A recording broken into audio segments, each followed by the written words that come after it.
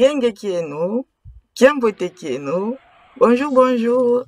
J'espère que vous allez bien. C'est ainsi que je salue les abonnés de ma chaîne ou toutes les personnes qui tombent sur mes vidéos sur la chaîne Kimvuka Voilà Tatou.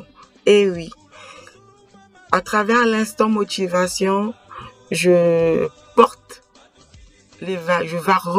valorise la culture africaine qui est d'une richesse immense que bon nombre d'entre nous avons oublié, qui par faute d'information ou par mépris ou par je ne sais pas quel autre moyen. Je viens au travers de ces vidéos, je dis toujours me motiver moi-même d'abord, parce que je suis aussi sur le chemin du retour. Retour à l'originalité, retour à ce qui fait notre véritable identité. Aujourd'hui, l'instant motivation 14, je pense, d'aujourd'hui, a pour but, je ne vais pas partir sur les proverbes Congo, comme d'habitude. Il faut changer, il faut de la diversité, il faut éviter de la monotonie. Aujourd'hui, je vais parler d'une assertion que vous avez sans doute déjà entendue autour de vous. Un Africain normal, quand il entend ça, ça doit normalement le révolter. Il doit normalement se poser la question pour dire, tiens, pourquoi? Non, je dois prouver que c'est faux. Cette assertion n'est autre que la meilleure façon de cacher quelque chose à un Africain ou à un Noir, même pas un Africain, à un Noir, est de le mettre dans un livre. Parce que figurez-vous, c'est valable même pour les Noirs aux États-Unis. La meilleure façon de cacher quelque chose à un Noir, c'est de le mettre dans un livre. Vous l'avez déjà entendu, n'est-ce pas? Quelle est la réaction que cette phrase suscite en toi quand tu l'entends? Tu dis, ben, bof, quoi. Et tu continues ou tu t'arrêtes pour réfléchir et prendre la décision de changer cela. Parce que Dieu seul sait l'immensité de la sagesse, l'immensité de l'intelligence, l'immensité des secrets qui sont cachés dans des livres. Des personnes, des auteurs de renom ont reçu une forte inspiration, ont écrit des livres, ont mis des secrets, ont mis des choses. Il y a tellement de choses même aujourd'hui qui te tracassent dans ta vie. Tu tournes en rond, tu cherches des solutions. Pas besoin d'inventer la roue. Il y a déjà quelqu'un qui a écrit. Et il y en a des tonnes et des tonnes. Quand tu arrives sur une bibliothèque, si tu es déjà rentré dans une bibliothèque, tu vois la catégorie phénoménale des livres qu'il y a. Tous les jours, les gens écrivent, les gens sont inspirés sur tous les sujets. Est-ce que tu as déjà une bibliothèque dans ta maison? Combien de livres tu as, toi, Africain, dans ta maison? Combien quand tu as 35 ans, tu as 40 ans, l'âge que tu as aujourd'hui, est-ce que tu peux compter sur les bouts des 10 doigts le nombre de livres que tu as déjà lus, qu'au courant d'une conversation, tu es capable de dire que tiens, Amadou Mpateba a dit ceci.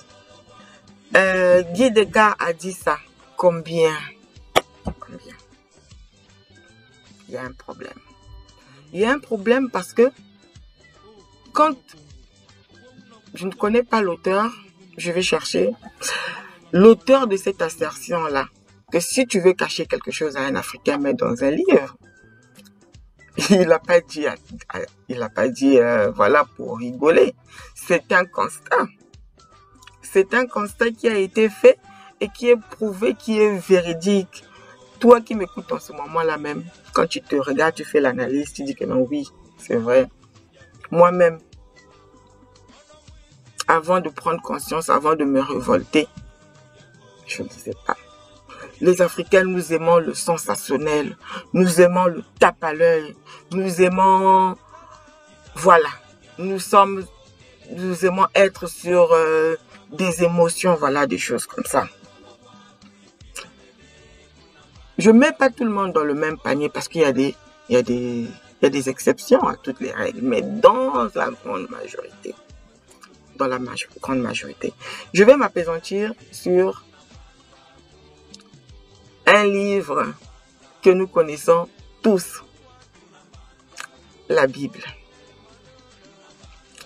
La Bible, les chrétiens, leur slogan c'est « La Bible, c'est mon livre de chevet ».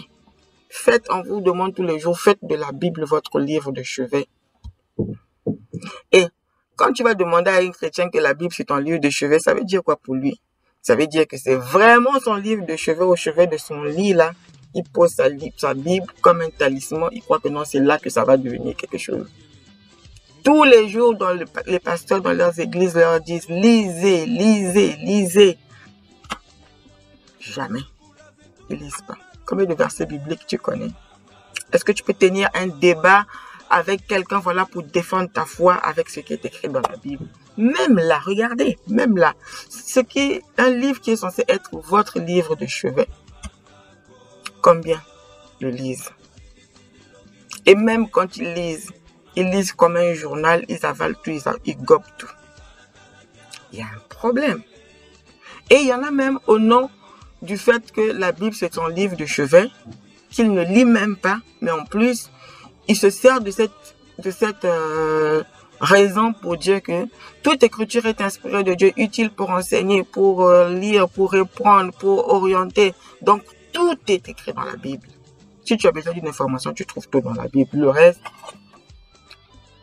c'est nul et sans effet, il n'y a rien là-bas. Et c'est là où le bas blesse. C'est là où le bas blesse. C'est là où les Africains restent enfermés. Les Africains chrétiens restent dans une prison. Je dirais vraiment simplement dans une prison. Parce que cette mentalité-là fait même que même la vie de chrétien, elle n'est pas épanouie. Donc, ils sont là, ni figue ni raisin, ni chrétien, ni je ne sais pas quoi.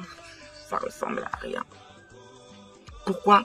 Parce que la foi n'est pas basée sur la connaissance, la véritable connaissance.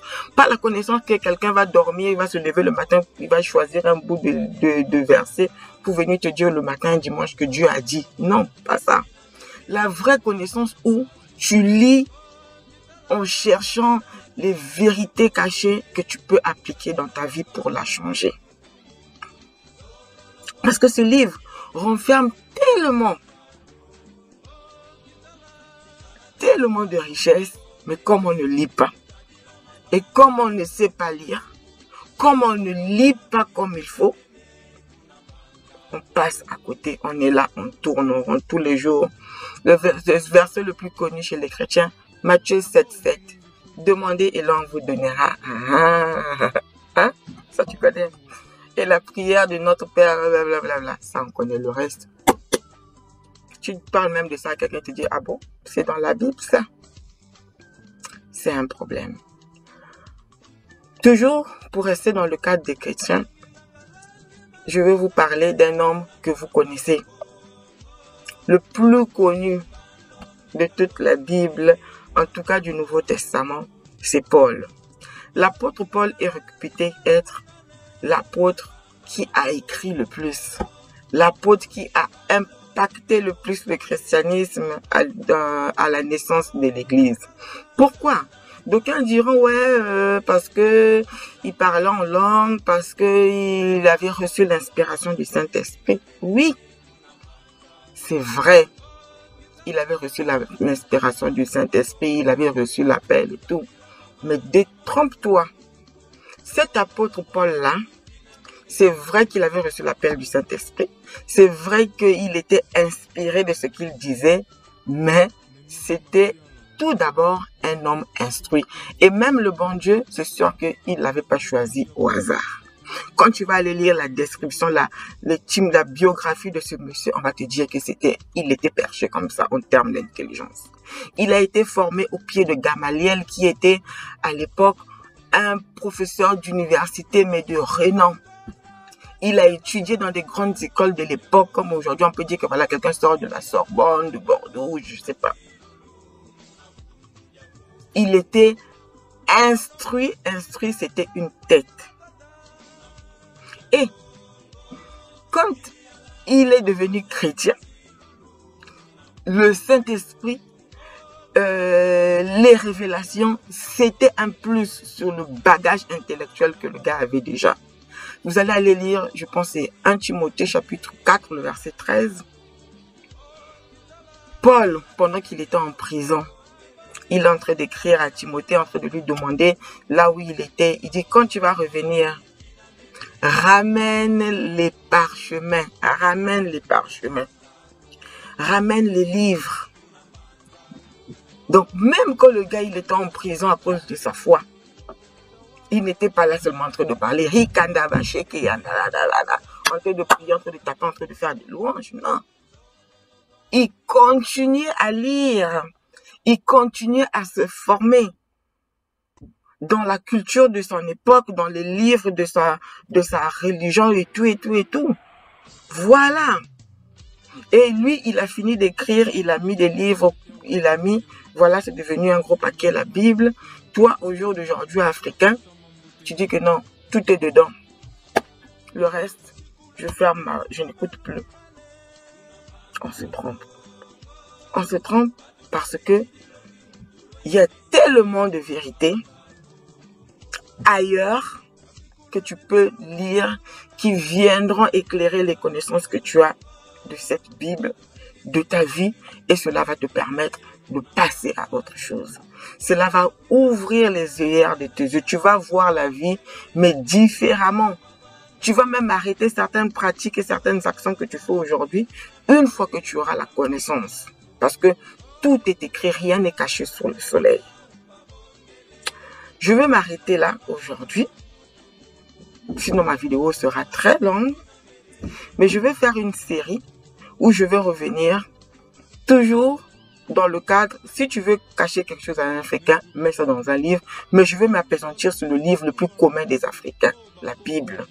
Et je vais partir de là pour vous montrer les vérités, quelques vérités qui sont cachées dans la Bible, que nous n'avons pas sûrement beaucoup lu, ou nous n'avons pas pu réfléchir dessus.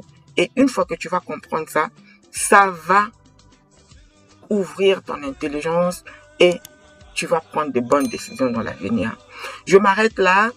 Reviens, abonne-toi sur ma chaîne parce que pour la suite de cette conversation, car j'ai encore beaucoup de choses à dire. Au revoir, Matondo.